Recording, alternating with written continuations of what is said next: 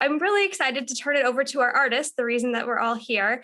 Today we have Carrie Boucher with us, as well as OK Transmit, which is an artist collective, Mikhail, James, Olivia, and Gregg, and they will be introducing themselves in just a moment. But first, I'm going to turn it over to Carrie to tell us a little bit about her work and her practice. So take it away, Carrie. Thank you, Laura. All right, I'm going to share my screen here. All right, so if you've been to the Ringling, you might have noticed the big painted art bus on the grounds. If you haven't, it's hard to miss once you're there. And if you haven't been, I encourage you to go check it out. But I do have to say that the bus is there not as the piece of artwork that I'm bringing. The bus is there representing an idea and also a practice. And we are represented in the catalog by this photograph. So this photograph is connected to the bus that's sitting on the grounds. So I'm going to go back. My work is I come from a visual art background, and I also come from a very big family, and knew that if I was going to pursue my education and a career in the arts, it was something that, while my family is very supportive of the work that I do, I knew that I was going to have to figure out how to do it myself, as far as the financial side of it went. So my work is always has been around the found object. Once I paid for tuition and I was living in Chicago during art school, paid rent, paid all of my expenses. I didn't have a whole lot left for art supplies, which can be really expensive. So I was always looking for interesting visual scraps that have been discarded by our culture. And that's kind of the root of my visual artwork, is in taking what is generally discarded and turning it into something that has visual value or interest. So, and then again, this is right before I started Nomad. I took a creative trip to Peru and stayed in a village there, and didn't take any art supplies with me, knowing that I could find what I was going to create with in the jungle or in the village. And just by luck, they were digging trenches through the village to put, I think, drainage pipes or something like that in. And I found a vein of clay in one of the drainage ditches. And I started, I was like this crazy visitor who was like digging in their ditches, pulling clay out. And then the villagers started bringing me clay from the jungle and the riverbed. And so all of a sudden I had like really way more clay than I could use, and I was processing it. And it came time for me to leave, and I had processed more clay than I needed. And at the end of my stay, the night before I left, I knew I wasn't going to I didn't fire the pieces, because I didn't want to use the village's resources. Their firings take like 3 days. They do it a pit fire, and I didn't want the villagers to, use their resources for me to just do this creative exploration. So I went back to the studio I was working out of, and I brought all of my leftover clay, and the pieces that I had made, and I hung the pieces in the plaza. And the first people who were really interested in what was going on were the children. So the children gathered and wanted to engage with the pieces that I had put in the plaza. And you can see some of my pieces hanging from the trees behind the children. And at that point, I hadn't brought the clay down yet, but all of the kids were coming from all of the houses in the village. And I knew that I had processed more clay than I needed. And so I went to the studio and got the leftover clay that I wouldn't be using. And we just had this pop-up engagement. And I didn't know that this would be the root of my socially engaged practice. But I think this was the first time that I just popped up in art engagement with people I didn't know, just put the things in place. And, I didn't do it to teach. I didn't do it to share information. I just did it just for the joy of creativity and creative exploration. And that really is at the root of all of my work, this question of why, as humans, we create. And as a culture, we tend to really value and focus on creativity for trade. So, artists who make material things for people to buy, or dance companies who create an experience for people to buy a ticket to go to see, trading for things from goods and services to status, trading for currency and things like that. And that's all good and well. And, I'm not anti that, but I also know that as a human, I create for other reasons than that. And so I posed this question few years ago on my really informal survey on social media, and asked people why they create. And I saw these themes, and people gave me answers like, they create because they want to process and understand their creativity, or to say that I'm here, or I've experienced this, or I'm part of this community. So I created this visual as, not comprehensive, but as the beginnings of my exploration of human creativity and why we create. So I'm going to talk quickly about a couple of my projects, Nomad Studio and Spacecraft. So in Skyway, Nomad Studio is represented, and in short, we call it Nomad, which is an acronym for Neighborhood-Oriented Mobile Art and Design. And in Nomad, we have 4 parts: Nomad Art Bus, the Group Children's Homes, Justice Studio, and Neighborhood Outreach. So generally, the most people know about Nomad through our Nomad Art Bus. It's the way that we're out in the community, spreading the word about the things that we do. It's the most visually striking and memorable part of our organization. So often Nomad is represented by the Nomad Art Bus. And on campus, it's painted by me, but generally it's painted by the community. And again, this is why people remember it. The scale of being able to paint without the edges of the paper getting in the way. And we don't put any time limits on people painting, so kids can paint for 2 hours if they want to paint. And then we do have a hashtag well-loved wheels, and you can check that out. We've been collecting images of the wheels as people have painted them over the years, which is a lot of fun. But as we were doing our work and getting out into the community, we realized that really what we wanted to do was prioritize communities that have been impacted by structural inequities. And in that work, that being out in the community in that way led Group Children's Homes to reach out to us. And so we started going to Group Children's Homes. It's our longest running program. We've been doing it since 2015. And we're going there, again, just for the pure joy of creative exploration.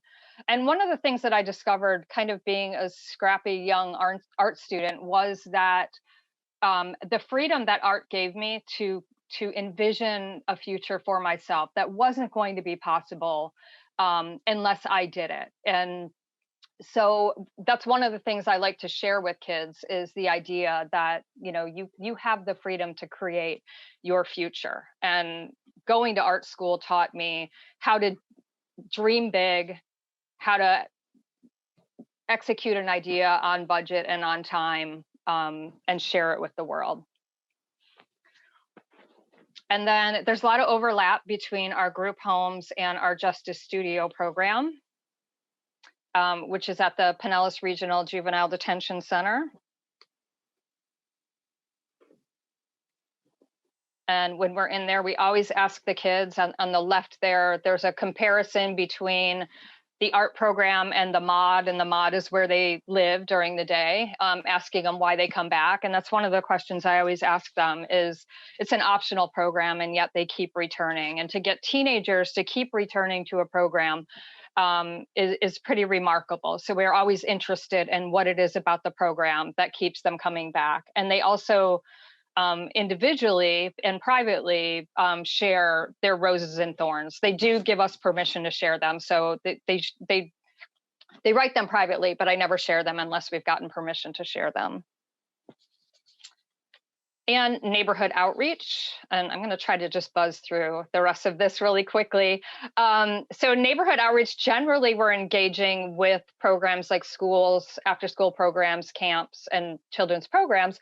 But what happens when all of those things get shut down. The children don't go away. You know, there's still the need out there. But last year with COVID, all of those programs were shut down.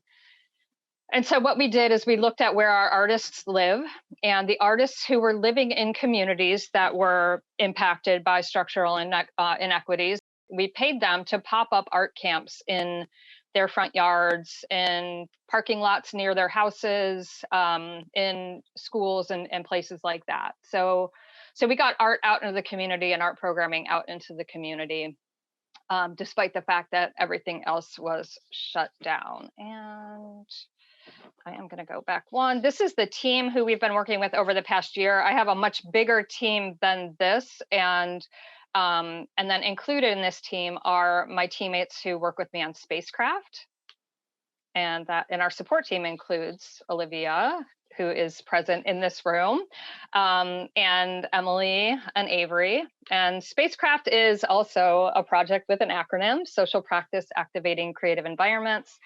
I'm not going to go into this. I'm running low on time. So spacecraft, though, is a project out of shipping containers. And we travel Pinellas County over the course of 2 years for deployments on the themes of make, play, read, and grow. And you can check spacecraft out at explorespacecraft.com.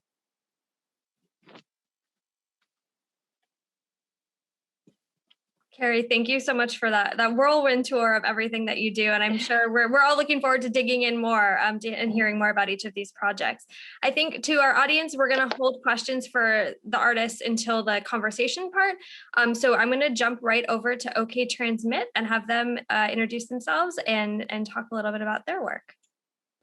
Awesome. Well, thank you so much for having us today. We're elated to be able to discuss our practice, our group, and the artwork that we created for this year's Skyway. And so I'm Olivia. This is Gregg Perkins. Mikhail Mansion. James Curran. And collectively, we're OK Transmit. This is one iteration of our group. OK Transmit is a group that started as a meetup back in 2018, and we're about 180 strong. So when the call for artists went out for Skyway, we pull out the call to our group and asked who wanted to participate in this call and create an artwork. And this is the folks that that emerged, and we're excited that future open calls will have this iteration or a different iteration of the group. And we'll definitely chat a little bit more about the group and how it started and kind of where we're at now. But the meetup kind of morphs into artist talks and exposing the community about art and technology, about the leading edge things that are happening, also educating about the things that have happened in the past that are now informing what we're creating. And it came out of like a need in the community of kind of seeing that art and technology is kind of spurring all of this innovation throughout the world. And then we wanted it to happen as well here in St. Petersburg, Florida. So that's kind of how it started. And again, we'll talk a little bit more about it, but we wanted to share, before we kick this off, we wanted to show the video of the artwork Overflow that OK Transmit has created.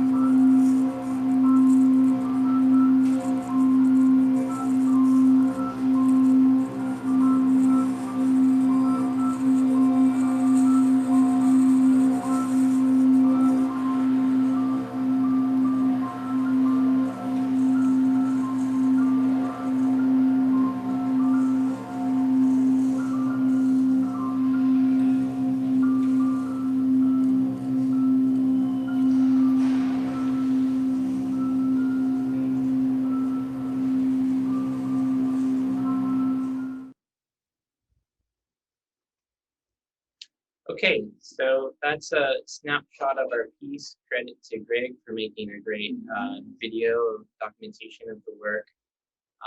So, what are we seeing here and hearing as well is it's a kinetic sculpture and it's generative sonically.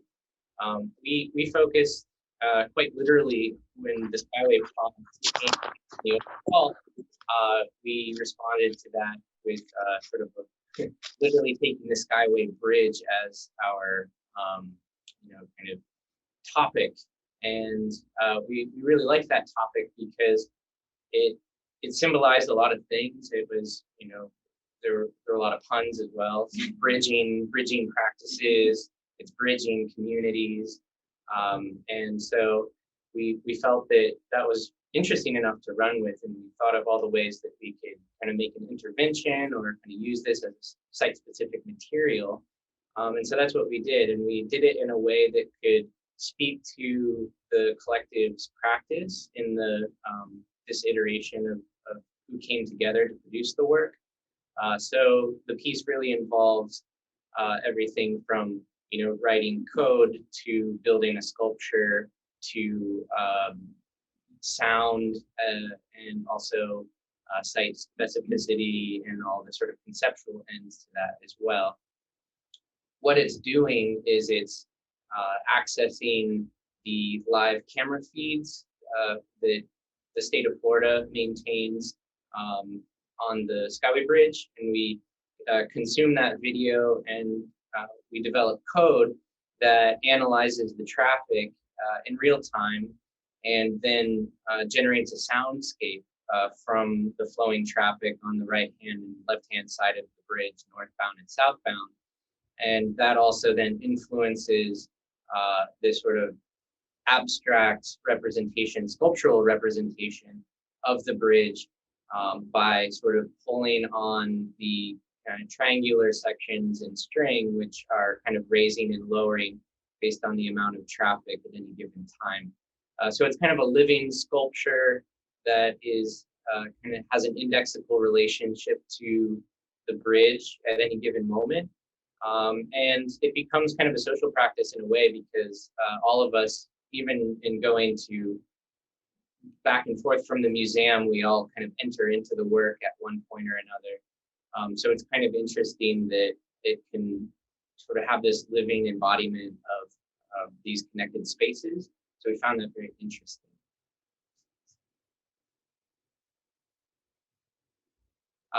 So I'll speak to this one well. Yeah, go ahead. Okay. Yeah, this is some snapshots of our sketching process.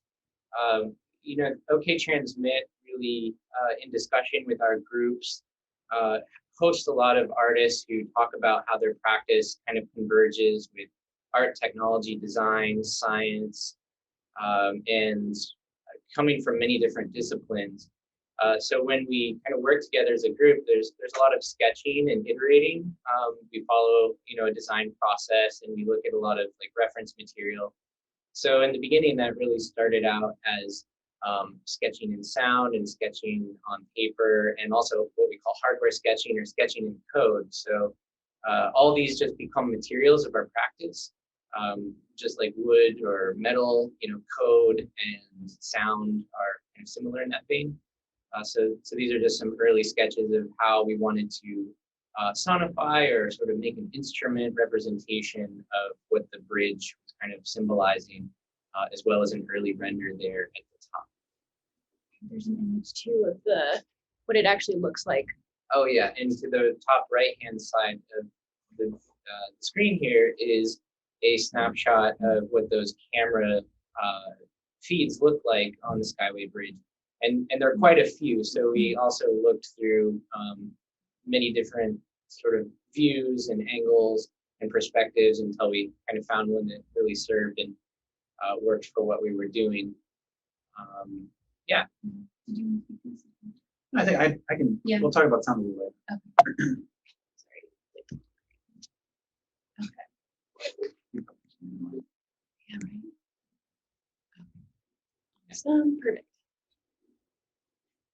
Okay, and then as the design continued, we evolved that into 3D model. We use CAD to kind of design the sculptural elements, and that started to introduce electronics and other components that needed to make the sculpture kinetic. And so this is kind of what it looks like as sketches evolve into more refined designs that we then fabricate. So, and this was fabricated also by us. We used a 3D printer to print the 3D parts. We had to break it into sections and then glue it together because the printer only has so much volume that it can produce, and then integrate electronic components and then program those components to work as sort of an orchestration of the whole experience. Okay. Software.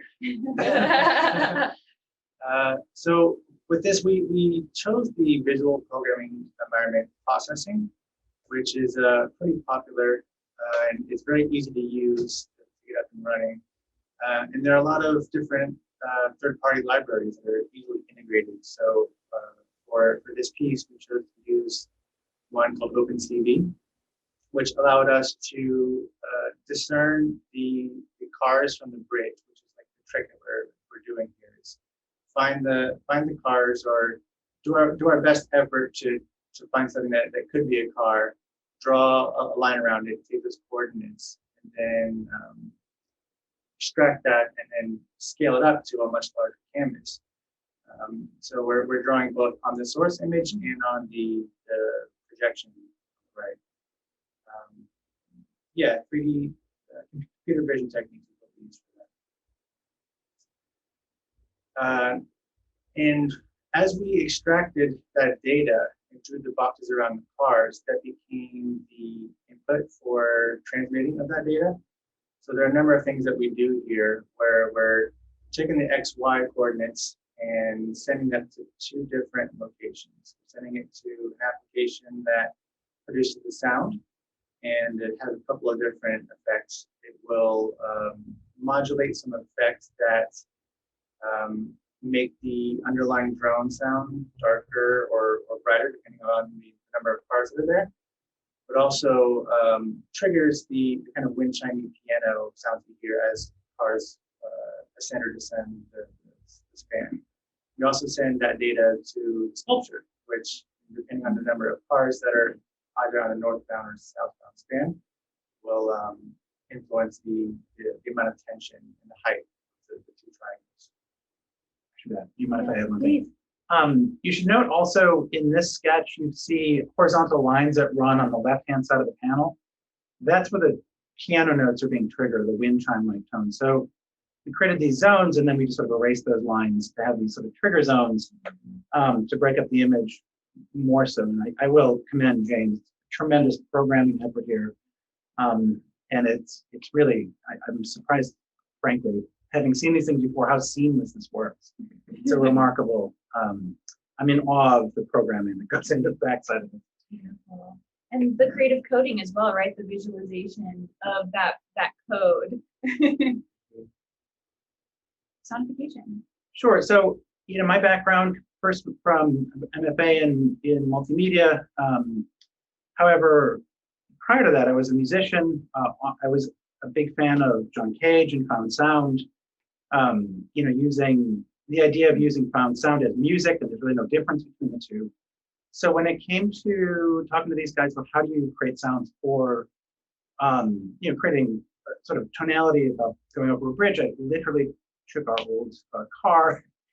I think it had 4 microphones inside, and just drove over the bridge and recorded at all these speeds, which created a sort of drone. So if you're in the gallery or even in that video, you can hear the sort of low drone piece. It's cueing on, I can't remember which speed I took it down. I think it's 55. But essentially what you're looking at there is a equalizer showing you those little yellow tabs are sort of where it's peaking. And then I essentially pulled a scale that was as close to those frequencies as possible. And then that scale is then translated into those piano notes that you hear kind of over the top. So in a lot of ways, the base layer of the audio itself is generated by physically moving over the bridge, started trying to replicate the experience of driving over the bridge. I know sort of the idea, I think, from the beginning changed from this idea of a more stressful audio track to a much more ethereal one, which I think we landed on at the end. I think in some ways also, after the pandemic, we didn't need more doom, right? There's a little bit of uplift in sort of thinking about the potential of reinterpreting the bridge in these other ways, to, I think, collectively more important. And so in many ways, that what you're looking at there is sort of the base frequency spectrum, which then generated basically the key in which you hear all the piano. The drone is pretty much constant. It has some effects on it, but it's more or less really what you would hear from the car. And that's just an image of the piece as well. And I think what's really exciting about it is that it's bringing, you know, everybody's expertise together, and it's showcasing talent and the power of collaboration, the power of community. And yeah, and we're just grateful for the Ring Link for giving us such a beautiful space to exhibit it as well. Yeah. And I think, yeah. And I think that's it. Yeah. Thank you. And thank you. Thank you so much. And I'm loving how seemingly different these two projects are, but I think there's actually some really interesting similarities that hopefully we can tease out in our conversation. And I just wanted to say thank you too. It's so incredibly complicated what you've done here, but then when you're actually experiencing the work of art, it's very calming and almost meditative. And so it's so interesting to hear all that went into it. And then how the experience of the visitor is maybe just, you know, it's so relaxing. So I'm going to turn it over to both of you. And I know we have some questions in the audience as well. But my first question relates to this idea of sort of responding specifically to input from the community as shaping both of your practices. You know, for both of your works, the art you are creating is really informed by input, right, from a very specific location or group of people. So for OK Transmit, my first question is for you. You talked a little bit about why the bridge made sense as a choice. You know, it relates to the title of the exhibition, those great metaphors about bridging and making connections. But I'm curious, have you done other work that is directly informed by sites like that, sites of transportation? And is your work often informed by real-time data input from a specific area or place? Or was this something sort of new for you? Yeah, so I know because we're a group of kind of different, we've all done sort of different things in our backgrounds. And I know some of us have done work like that. I personally have as well created data sculptures. I don't know if there's a great sort of easy term for it. I often sort of like transmission is kind of topically appropriate in the group as well, not only about sort of sharing and inputs and outputs, but also literally when you're kind of using new technology that can network and communicate across the globe. I find that really interesting. And so yes, past works have involved creating sensors and putting them into the environment and extracting out some interesting phenomena, whether that be wind, waves, or other types of actually earthquakes at one point, and transmitting that into some form of sculpture or experience for the purposes of like connecting audiences to the events that are happening in their world and in real time, but that we might not sort of feel the impacts of. And I've always found that when you can viscerally experience something, you get a much richer kind of appreciation or emotional kind of response to. Like it's very different to read a story about something happening in the world and kind of intellectually understand that, but maybe not emotionally connect to it. So it seemed like a powerful medium to connect audiences in deeper ways. Yeah, I, again, in my own artistic practice a number of years ago, created both an iOS and an Android application for a very large art park in North Carolina, which is about 170 acres on the grounds of the North Carolina Art Museum. And basically created an application where we, a collaborator and I, different collaborative, created audio samples for each geological or geographical location. They were sort of identified by GPS locators. And then the audience would just basically download the app and be able to walk through the park, and we had created a score for this entire experience, this entire landscape. So when you entered the woods, the birds would come on. I mean, it was really fairly robust and imaginative and very nonlinear. So in some ways, using the community, that the only reason you would hear anything is because you were there, right? You can't experience it elsewhere. So this idea of like music as it attaches to landscape in specific ways is sort of where I plugged in, I think, to some extent.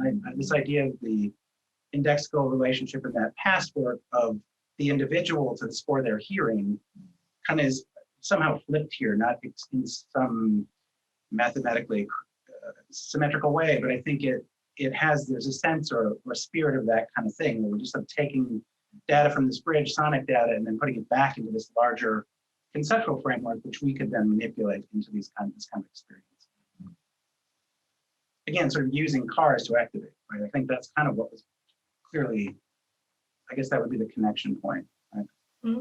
Triggers kinds of musical experience. So it's very human driven in that sense. Yeah. It's not just a natural phenomenon. So I think that was new for me personally, is this was people's movement, and the idea of movement.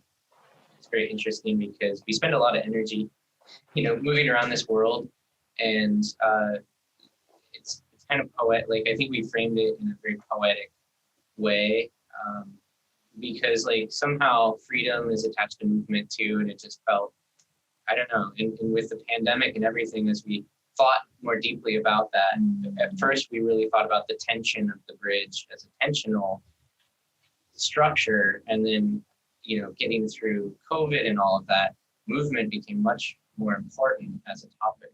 And kind of weirdly, I think we want the soundtrack to be more liberating, right? To actually be further than a mile from your house, right? Exactly. This idea of actually traveling somewhere should have some joy attached. Yeah, like you're getting to cross the bridge. Right. Yeah. Not transgressive. Yeah, Right. That's right. Wonderful, wonderful. Thank you. So I want to pick up on this idea of human input and output and this visceral experience and throw it to you, Carrie. I'm realizing before we talk more about your practice, can you define for our audience in a nutshell, what does it mean to say you are a social practice artist? And then from there, if you can talk a little bit about the importance of honoring the communities that you work with and how you do that so deliberately. Sure. So broadly, like any genre of art, like how can you define it? But just social practice is, some of the themes around social practice are getting outside of the museum or gallery setting, participatory, open participation with the public. So it's not just participatory, like you could buy a ticket to participate, but it is, and that's one of the things that makes it really unpredictable in a way, is that you are not orchestrating this. You are opening up, and we as a community are creating the engagement together. And with that, as far as honoring the community, as soon as you start working in the community, again, my background, I come from a fine art background. So I had to let go a lot of what I was trained in art school around the material product that happens at the end of the energy that goes into the work, being, having control over the aesthetic material object at the end of it, and also just the environment in general. But one of the things also that I lean on from that background is the idea of an iterative process, and doing it, looking at it, thinking about it, what went well, what was problematic, who was included, who was excluded, and how every time we do it, can we improve upon the work that we did. So the slide that I showed you of us asking questions of the kids inside the juvenile detention center, while that does sometimes help with things like grants, that's not why we're doing it. We're doing it so that we ask that question on Tuesday, so that when we go in again Thursday, that Thursday session is better than the Tuesday session. And we keep improving real time with the public that we're working with. So, and things like access and, making sure that there aren't barriers to access. And barriers to access can be, a lot of times people think if you have a program that's free, you've eliminated all of the barriers to access, but you have not. There are so many barriers that, transportation access, and children whose parents don't have time to bring them to a place. And, in that way, we eliminate registration processes. I mean, I'm sure there are a lot of people in offices with, all of people probably shudder at the idea that we just open things up to kids in the neighborhoods and say, come and join, and you don't have to pay, and your parent doesn't have to sign any paperwork. We don't have to know who you are. And that part of that happened when we were working in a community with a high immigrant population. And people, some people don't want their name on a piece of paper. Some people don't want any record of even being in a place. And so that's one of the things that we try to keep in mind, is making sure that the engagement in every way from the start is people gain a sense of belonging. You are supposed to be here. This is for all of us. And this is, there is no, it's an ecosystem when we're all contributing. So it's not, while we are structured as a public charity, I don't consider the work that we do charity. I consider it an ecosystem of sharing resources. Some people have financial resources and they contribute to allow us to do it. Some people have the experience and the art materials to bring. And some people have the interest and the excitement and the joy, and they want to bring that. And we're all creating this beautiful thing together. There's no hierarchy in it. So that's, I don't know if I answered the first question that you asked, but. No, that was great. And I'm loving how this to me feels a lot like a collective, like an artist collective. It's you and the community and the kids and the parents and the creatives. And so I want to go back to something that OK Transmit mentioned, talking about how through the pandemic and through COVID, it became increasingly important for your work to be about crossing the bridge, about going somewhere, how you changed your soundtrack to be more soothing. We didn't need any more stress.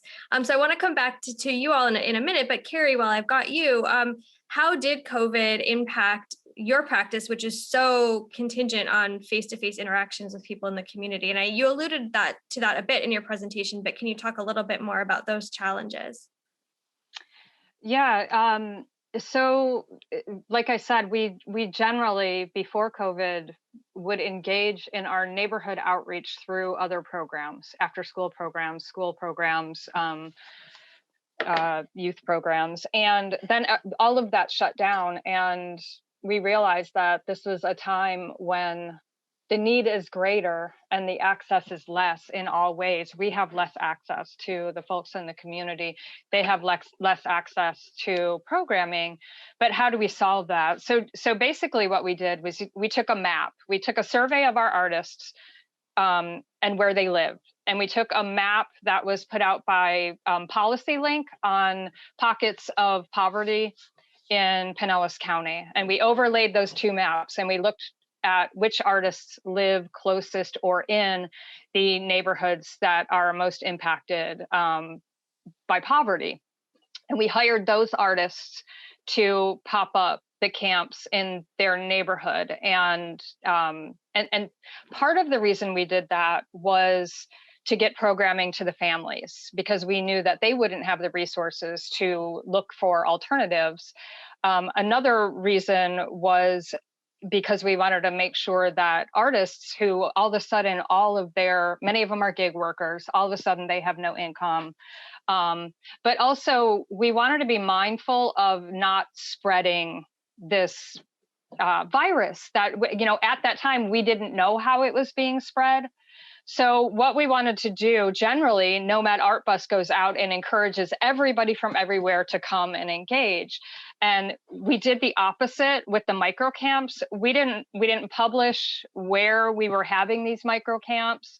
They were on our social media, but we didn't let anybody know locations, because what we wanted to do was keep everybody in their neighborhoods. These are people who are already engaging with each other at the playground all day long. And, we weren't introducing any new people into a place. And so that's how we felt was the most appropriate way for the engagement to continue.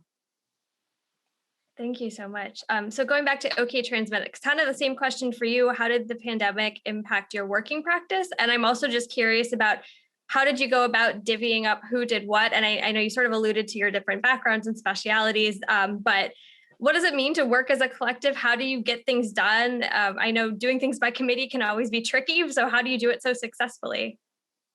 Yeah, do you want me to I'll just say one thing. I think that the length of time, because we had never worked before, the fact that the exhibition was delayed a little bit helped us in this way, because we sort of had one pass at it, and then so we set it down, and when we came back to it, we all had fresh eyes in this way. I thought it was a really great two-part process, which is totally unusual for exhibitions like this. Right? You think it's a specific timeline, and here's your opening date. And when it was scuttled last summer, right, we were all just like, all right, I guess I'll see you in, I don't remember what date we set, but we sort of just came back together. And I think that the thing you see now is a much more mature, in some ways, version of what we had originally planned. Mm-hmm. Yeah, we were like different people then. Yeah. And I think I'll like to even take it back a little bit. So Mikhail and I met at the University of Tampa in an art and technology class. That's where we met. And then that's where we met Gregg as well. He was one of our advisors and professors. And we always knew we wanted to work together, because the things this man knows, and just he's so intelligent, so capable. We were just like, we're going to work with him one day. We didn't realize it would be now, but and then when Mikhail and I started OK Transmit in 2018, with this vision of bringing art and technology, of demystifying art and technology, of making it accessible, of bringing the community in, of saying, yes, like a technologist looks very, can look like anyone. An artist can be anyone. You can self-identify, like that's so. And then that's where we met James. James came to one of our meetups, and then it just was like so beautiful and so much synergy. And as a collective, so my background is in higher education, in business and entrepreneurship, and in communications. So I'm all about supporting entrepreneurs, pushing people, like, let's do it, like, let's dream bigger, like, let's go. And I'm also really good at organization and emailing people and communicating. So I like being kind of the glue in the group, and then sharing with people, like, look at this incredible work. Look how you can be included. Look, you can come. And so that's kind of like my personal involvement. Yeah. And I think that's the function of, to do, and we try to help people learn this when we engage with them in the meetups that we host. We always try to figure out how it is we can, access new media tools and technologies, and B, how to execute at kind of a higher level of fidelity through sort of a collective vision. And that could sort of lead to anything, like if you wanted to create a company or a business. We're pretty business minded in that sense, and actually we are, like, part of our collaboration is a business. We right here, James, myself, and Olivia, are actively building Fairgrounds, which is a new immersive arts company here in St. Pete. So we see each other quite regularly, and then we see Gregg as well quite regularly. So I think we just are in a pattern. Also in the technology world, there's maybe more predisposed to being able to, work remotely. It's sort of been ingrained in, I think, some of us in terms of like doing software development. You often kind of work in collaboration with others in a distributed way, where you're sort of contributing code and then uploading that code to the cloud, and then someone else pulls down the code that you've written and adds to it in kind of an aggregate fashion. So I think a lot of that sort of informs our practice as well. But we try to like actively show people who are unfamiliar with those kinds of tools how to do that as well. So, we do a lot of like workshops. I think workshops have been kind of the format of our collective, and creative coding workshops as well. We work with the Suncoast Developers Guild, which is a really great program that allows people to, within a very short time frame, learn to code basic websites and put applications together. And they're doing a great sort of outreach. So we sort of gravitate towards the groups and places that are making technology accessible, and then find ways to kind of communicate through those vehicles and those lenses. I forgot what the original question was. I did too, but that was really helpful and insightful. Thank you. One aspect of the question was, how do we divide the work? How do we delineate who did what? And it really was just who wants to work? Like, here are the parts we think. Who wants to work on this? We lean on our strengths in certain cases. Initially, so this isn't really a COVID-related change, but there was a pretty big change with regard to how we approach the work, where initially the Florida Department of Transportation would provide still images, so just JPEGs, and our approach was to snag them, store them, maybe do something with AI or data, to big data, to do some analysis on it. And then between when we put it down, when we picked it back up, they changed the feed to video. So we had to be pretty flexible and find a new way to, and I think the piece is better off as a result. Yeah. It did present itself like a collective programming challenge. Yeah. Right. It's like, okay, I guess I'm gonna, just because my audio is sort of more my space. James is a very strong coder. Mikhail's a great 3D, a great fabricator, and also sort of like sensors and sculptures, right? This idea of physical computing, of the world of things, right? Of the world of, what's it called? The world of Internet of Things. Internet. Yeah. Right. So it sort of collects. It was fairly organic. I've known these guys for a while. I knew James for about a year and a half now. So I guess we all knew we all kind of knew where each other was at. Yeah, a lot of when we put it out to our group, and we were always sort of extending the invitations. I think, I don't know, we all travel in different circles and worlds, and sometimes it's mysterious how to present a work at like a Ringling museum, and sometimes it feels like you have to go through a very specific route to do such things. Maybe it's a more academic arts route, but in another discipline, it's just as mysterious. Like, we engage with a lot of scientists as well, from like USF and sort of marine science locations, and their practices also seem mysterious. And how do you kind of work in those networks as well? And when we get people sort of coming to our groups and presenting their practice, a dialogue forms, and then it suddenly kind of dawns on people that they can collaborate in interesting ways. And so we've had PhD historians starting to use GIS data, geographical information systems, and find a new modality for storytelling that was more compelling. And those synergies are hard. You can't anticipate them, but I think where it starts is by kind of getting people together and sharing ideas openly. So that's sort of the premise of it. I think a lot of what's kind of not seen here, and I think Mikhail makes the point very well. When I was in graduate school, I was at Wisconsin. They have a very nice, big and fairly robust engineering program. And I always said to the department chair, why don't you guys just put like one MFA and one engineering master's student together and see what happens? Yeah.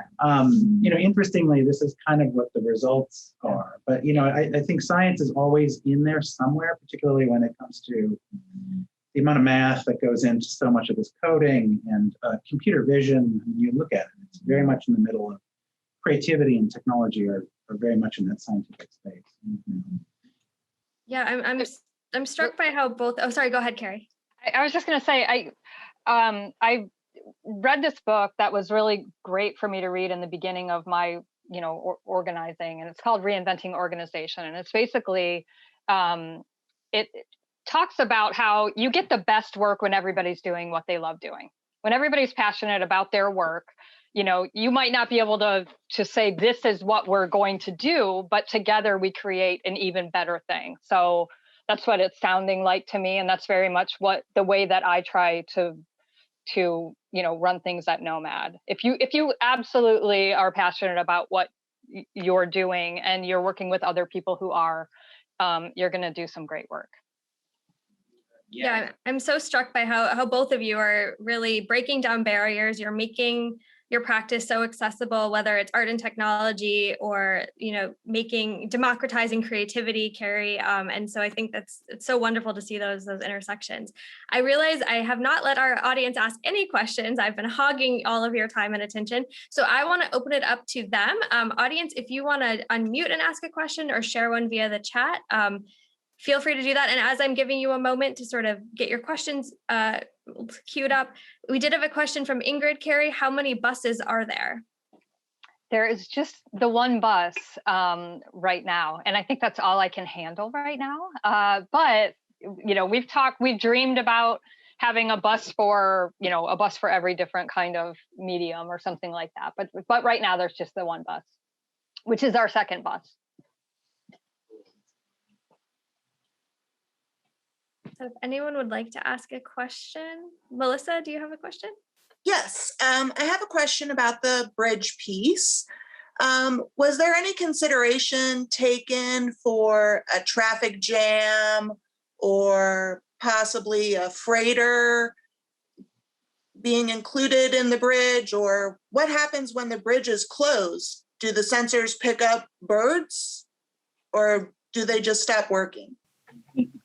Well, so the code will attempt to find objects that are of a certain size that are different from previous blue frames. So while we haven't seen any birds get sonified or anything, one thing that was pretty interesting, and I didn't realize this until we had the piece running, because we stress tested and made sure it would run for days. And while observing it, I saw the entire frame just shift over. I didn't realize that there were pan tilt zoom cameras. So the Department of Transportation has the ability to move the cameras at any time. And they usually go back to the home location. But when that happened, it was pretty chaotic because the directionality of everything, it felt like someone was really dizzy and on drugs or something. It was just, everything was everywhere. It was a really fun experience. It's psychedelia mode. Yeah. And the night of the day of the opening, or the artist opening on Friday, apparently when people are doing construction on the bridge and they have workers in the sort of side lanes, they've been putting up that safety fence, the operators of the cameras will zoom in on the workers, probably just the safety protocol to, you know, keep an eye on people.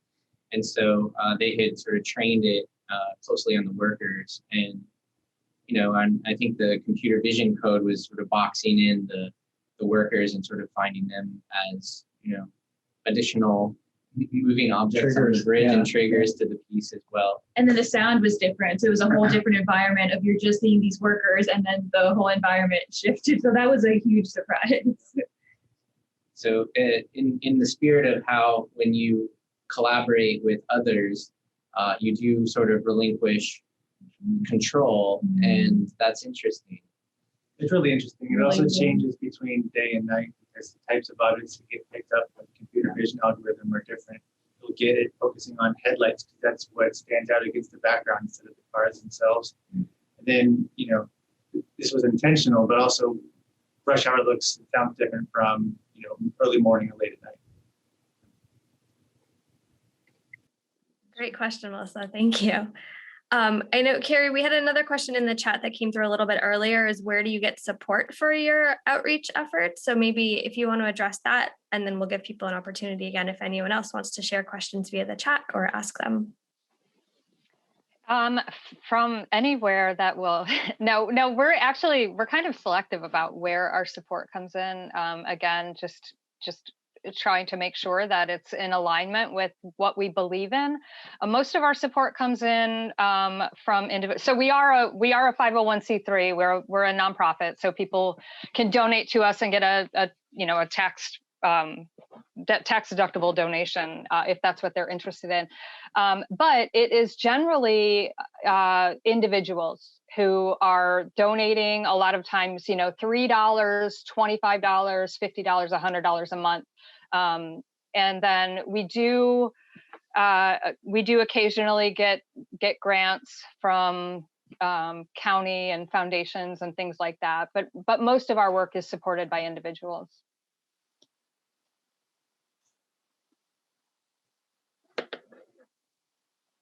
All right, other questions from our audience for our fabulous artists?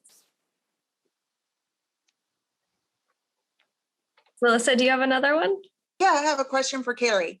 How do you go from being a free-spirited artist, so to say, as the stereotype, not allowing the edges of the paper to kind of box you in, to spending a lot of time working with the government and bureaucracy and red tape with all your programs? So, oh my goodness, thank you.